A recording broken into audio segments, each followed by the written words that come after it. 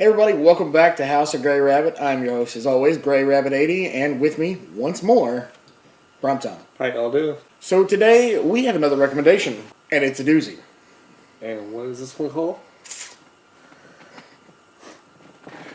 Manitou. Not Manatee. When I first got a hold of this film, I thought it was someone was misquoting themselves and calling it Manitou, when it was actually no, it's Manitou. And remember, evil does not die. He just waits to be reborn. And on that one, let's get started. How long have you had this? About 3 days. It has been 400 years since its last reincarnation. Any pain? It kind of moves sometimes.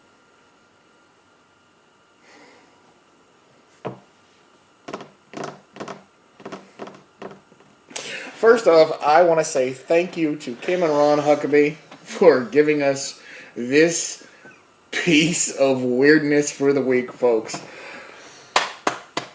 I don't even know how to go. Okay, the easiest way is to start at the beginning and end at the end, right? Sure. Why not? So, I knew that this movie had something to do with a curse of some type, or I don't know, but it involves Native Americans, things growing on people's back that are not manatees. Nope, they're Manitous. They're Manitous. Still be the brother. Sequel. Yeah. So, let's talk about Manitou. So, what year was this made in? 1977. 1977. So, this is officially 3 years older than we are. Yes. Okay. Once again, telling our age. Yes. Sorry. Alright, so let's talk about your cast. First off, we have Harry. Harry is a con artist. Yeah.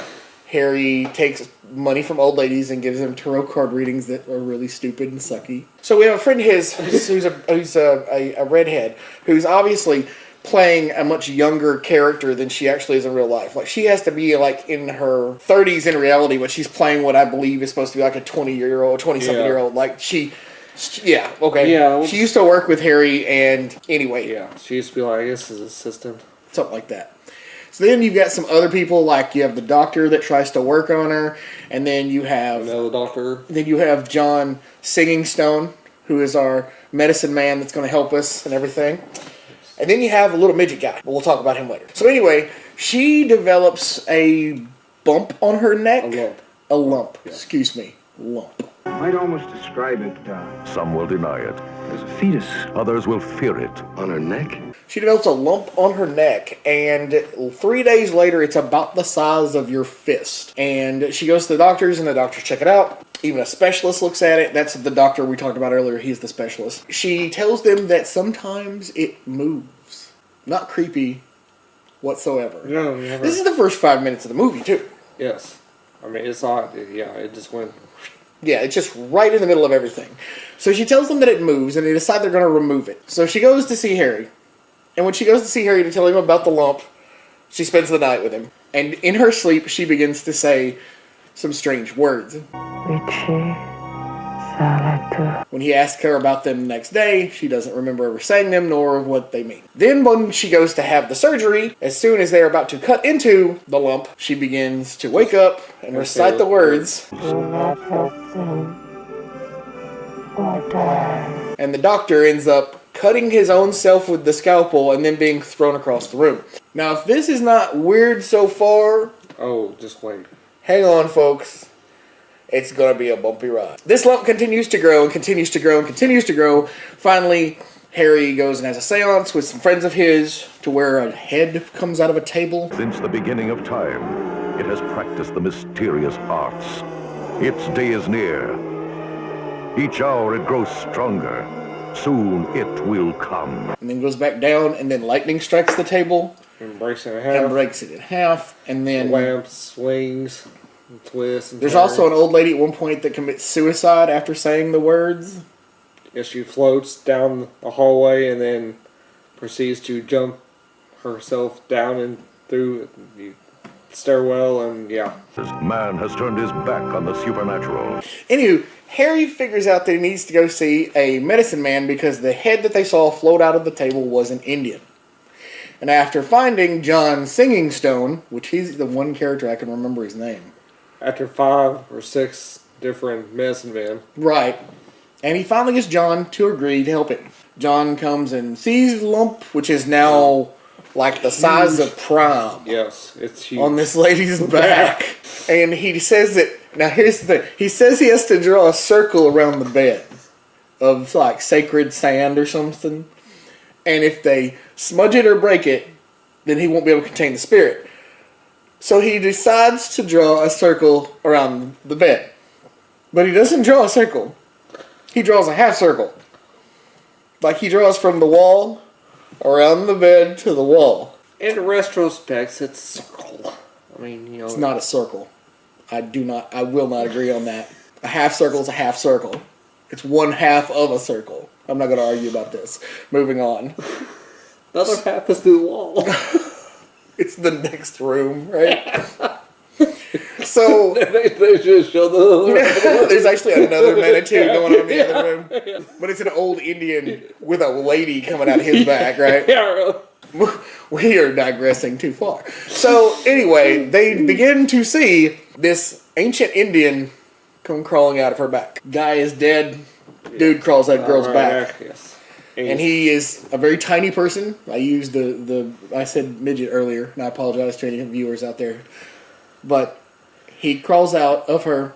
He is then stopped by John Singing Stone's mystic circle, where John then begins to quote other Manitous, and we find out that everything in the world has a Manitou. Now this is kind of where this movie takes the left turn, because he then tells the doctor that everything has a Manitou. And we're talking everything has a Manitou, including man-made objects. Which means if the doctor calls the police, The guns. will then turn on the police and kill them Because of the Manitou. because of the Manitous in them. Which that means my camera Has a has a Manitou. Your glasses have a Manitou. Because they're man-made. My rings have Manitous. I'm just... Technically, we have Manitous because we're man-made. This is getting sillier and sillier and sillier. So, John and Harry begin to try to figure out how to stop this little tiny shaman person from 500 years ago. And it turns out that this short little guy is actually the world's greatest shaman there ever lived. Yeah. Or I say shaman, medicine man. He's like the most powerful. He could cause rivers to change direction. He could cause weather to happen. Yes. And he could make mountains rise at his command. The Manitou. So basically, he's gone. He's gone. Even though we know that nothing in our Christian realm, doesn't he say realm? It's like nothing in our Christian realm could help us, including our God. That's what John says. Yeah, that's what he said, yes. This guy is... He's a badass. Yeah.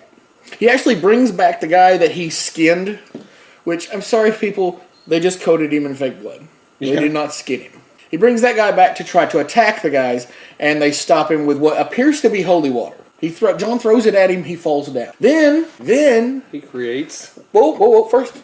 He breaks the circle with his mind. Yes. Little short medicine man guy literally looks at the sand and it parts like Moses in the Red Sea. There are some impressive effects in this film, and we'll get to talking about that later. Yes. But at this point I was like, wait a minute. The sand kept him inside and basically like took his powers for a little while. But at any point he could just think it away. Confused? Yes. Moving on. He then, let's see. He hurts the doctor's hand by invoking a lizard spirit, which is literally a man dressed up in a lizard suit. Just like the polar bear from Santa Claus Conquers the Martians. You can literally see he's on his hands and knees crawling. And he bites the doctor's hand and it gets all bloody. I never understood what happened to the hand. Harry leaves, Harry comes back, and making a long story short, Poltergeist. Yeah, the entire level of the hospital is now frozen over. And now... In a 5-minute period. And now, the short guy is chucking fireballs. We're talking Hadoukens. Over and over and over. They then go into the girl's room and see that it is now space. And keep in mind, Harry has this grandiose plan that after he finds out, when John tells him that everything has Manitous in it, remember our rule that everything has Manitous, he tells the doctor to turn all the computers on. Every electronic device. And to direct it to him. To the little short guy. The Manitou. Whatever. The other Manitou. The evil Manitou. Yeah, he's naked all the time too. Anyway, this awakens the girl who apparently she's being used as a vessel for these good spirits and of the computers. And of course, she loses her shirt. Yes, there are boobs. So now she's naked. So now you got naked girl, fight naked midget, or naked small person, sorry. And she's chucking fireballs back at him. Lasers. Excuse me. Electricity, or something or another. Lasers. She chucks lasers. He chucks fireballs. Which, I'm sorry, but his aim is horrible. That's because I think they're firecrackers tied onto strings. Because they go like, like that. Never hit anybody. Anyway, when it comes down to it is they defeat the evil little Manitou dude. And then John and Harry have a very simple goodbye. He gives John some tobacco, which is a running joke from earlier. Yeah. And then the movie ends. Now, there's one thing here, though, that needs to be kind of pulled out. And I finally get it. You remember when the doctor was talking about, it was like, we live in a world filled with computers. And a 500-year-old Indian spirit is making me shake in my boots. Right? Yes. Okay. Then what happens? Then they use the computers for magic to defeat the Indian guy. Yes. Did you not? I didn't see that coming. I didn't until right now. I see what they were doing there. Yeah. I guess making it be the whole. Well, it's the point. You know what I'm saying? Yeah. Like, I was wondering where the point was in the movie, and then I get it. Manitou. What the hell? Okay. When I was first given this recommendation, I really thought they were saying manatee, but they were just saying that they changed it for the movie title. You know what I'm saying? Like, it's kind of like orca. You know what I'm saying? Like, if you didn't know what that meant, then you would go into it going, oh, it's about killer whales? When you walk into it, you literally know it's going to be about Indian stuff. Because the title sequence has, like, totem poles in it and stuff. But then, it just straight on to Lump Girl, and then it's just like, oh, they're going to cut it out. Well, this must be like a regular lump, and then we'll get to the Manitou whatever. No, it starts out from the beginning. And this was based on a book. Mm-hmm. Like, there's a book out there called The Manitou. Yep. And it's based on the legend of the Manitou. So it's like actual... The movie even quotes in 1969 that there was a boy in Japan. Yeah, 15-year-old boy in Japan who got on his chest. Yeah, it was a lump, and when they removed it, it was a small fetus. Yeah. So, the legend of the Manitou simply states this, and that is, apparently, if you're a powerful enough medicine man, that just because you die doesn't mean you die. Yeah. You can come back, birth through the skin of a woman, a man, or an animal. Yes. And basically, if you start out, and as you grow, and then when you come out of them, it kills them. Yes. Now, she did not die, I guess because we killed the short guy. But other than that, I don't know. This movie, literally at one point, is Harry being the con man, the doctor being the straight guy. And then Harry decides after the seance... No, excuse me. Harry decides after the lady kills herself to then go to the doctor to try to figure something out. And immediately, after 5 minutes of them very lightly bickering about who's right, science or magic, they both agree that someone is sending signals to her and controlling her. What? And what's really bad, this movie had a $3 million budget. Yeah. I don't know where the money went. The only thing I can think of is all the computer stuff. But it was all fake. It couldn't be the lizard suit. If it's a lizard suit, then they were smoking a lot of stuff. Yeah. They failed. Too much grass, man. I don't know, but I can understand $3 million budget. If it was just something like really hot, really nice, but I'm confused on so many levels about this film. Like, I told you the plot, and then at the end, I just literally turned to him and was just like, I was hit you in the face, sorry. I turned to him and I was like, what? what, huh? There, He asked me what I thought. I was like, it's just it didn't make. I mean, there's sense to it. There's a plot. It's there. we're just It's not even, no. It's there. I want to point out, like, sometimes we're like, there's a plot, what little of it there is. No. There's a plot through this entire movie. There is the legend of the Manitou, Harry trying to help the girl, John helping him, Yeah. Doctor kind of getting in there on the end. But other than that, there's literally like a handful of characters. It's not really that much of a horror film. No. The effects The only part, are fine. in my opinion, that tells any type of horror or any type of like supernatural, besides the the manatee coming out of, is the scene of the poltergeist wannabe, the frozen part, whenever he shows up in the Really? See, I really thought That's the only thing to me that actually seemed somewhat disturbing, was whenever he shows back up and the entire. Okay, so the head that floated out of the table wasn't disturbing? Well, It was a good effect. it's a good effect. Okay, that part and then the whole ice thing. But besides that, I'm going to say this. I was given this film, like someone gave it to us, and I'm glad that it was given to me, because had I paid money for it, I'd probably be somewhere beating myself quietly. Because it's not that it's bad. it's It's just that it's weird.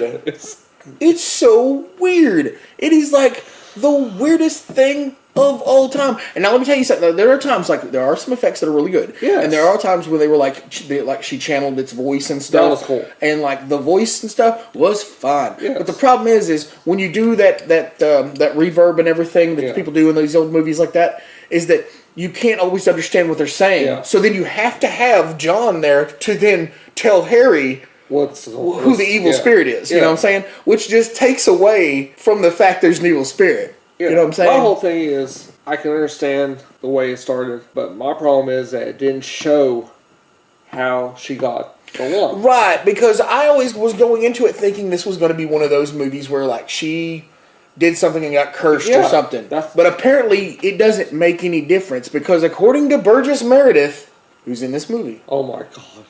the Penguin himself, God Yes. rest his soul, according to Burgess Meredith, who's a scientist, you just have to be in the wrong place at the wrong time. Problem is, you never saw her in the wrong place at the wrong time. Well, here's my question. So basically you're telling me you have two likelihoods in life. There's a chance you could be hit by a drunk driver, because you're in the wrong place at the wrong time, or that you get a Manitou crawling out of your back. Or chest, or whatever. Oh. I mean, sorry, I mean, God rest his soul, but I mean, come on. The thing about Burgess Meredith in this movie is he's so absent-minded, because he's just like, he's like, I've got it. Oh, it's not here. Oh, Or okay. even better, well, tell us sit down. Well, they've already sat down. Well, that was him being facetious. He was like, they sat down without him telling. But the point being is, like, there's a lot of, takes him to the attic and tells him, I've got something around here somewhere that might be helpful, and then never finds it. And I don't know whether to take him seriously. Now, the best line comes from him where he's like, you know what I told you on the phone, doctor? And he's like, yes, you told me that you had a friend who had a 500-year-old Indian coming out of her back. And for that, I don't think I can help you. But I do know a good, I do know a good psychiatrist, and he's 3 doors down. Funniest line in the film. Burgess Meredith just knocking it out there. That was funny. Other than that, Why was he even here? and the worst part is that just the build up to the Manitou, other than the head coming out of the table scene, other than the old lady floating and getting thrown down the stairs, those little, like, sparse things of this is happening to make it more scary or whatever, other than those scenes, the rest of the movie was just boring as hell. Really boring. Like, oh my god. It was like watching The Killer Shrews again. Or paint dry. Or Grass Grow. That too. With midget Indians crawling out people's backs. It was, oh my god. So that, in a nutshell, was the Manitou. Now, what do you want to rate it, Brian? You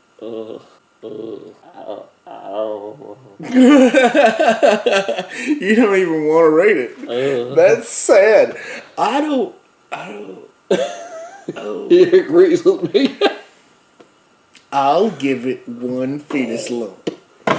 One malignant, evil, 500-year-old. So I'm giving it one fetus lump. Are you giving it nothing whatsoever? Yeah. And that was the Manitou. Everybody, thanks for sticking with us on this experiment this week. It was a doozy. Yeah. I really have to say. Thanks again to Ron and Kim Huckabee, who graciously recommended that we watch this piece of garbage. On top of that, I want to thank all of our subscribers. I've been getting all 19 of them. 19. 19. It's awesome. We are growing like crazy. Like I said, please feel free to go back down and check out the playlist. It's got every episode all the way from the channel identification I did like last year all the way up to this video you're watching right now. Everything that I do. Every time I upload a video, I put it on the playlist. It's one of the first things I do. Now, on top of that, like I said, I want to thank all our subscribers. We don't have any new subscribers right now. I do want to thank everybody's giving recommendations. Yes. Everybody's getting into this train and giving us recommendations. And we will be showing more of those recommendations. We just haven't got a chance to. And at the same time, some of them are a little hard to find. I'm looking right now for Mother Riley Meets the Vampire. It's on Amazon. We will have to figure that out. So that was from my dad. Yes, another one from Nick Prime. Yes. So, anyway, once again, thank you guys for watching today. Thanks for sitting with us through the Manitou. And once again, if you've seen this movie, if you own this movie, or if you go out and get it, even though we're telling you do not get this movie, then please leave a comment down below. And if you haven't subscribed yet, or if you want to, please do. At the same time, click the bell if you want to be notified the next time we make a video. And as always, punch the like button right in the Manitou. And if you have any suggestions for us, just let us know. Put a comment down below. Send us a message on Facebook. We're both on there. Twitter. And you can actually find House of Grey Rabbit on Facebook as a separate channel itself. Yes. So, please befriend us. We're lonely. We have many ways to be contacted. Yeah, we have no friends. Yeah. We're lonely. Once again, this has been House of Grey Rabbit, the Manitou, and as always, we'll be seeing you.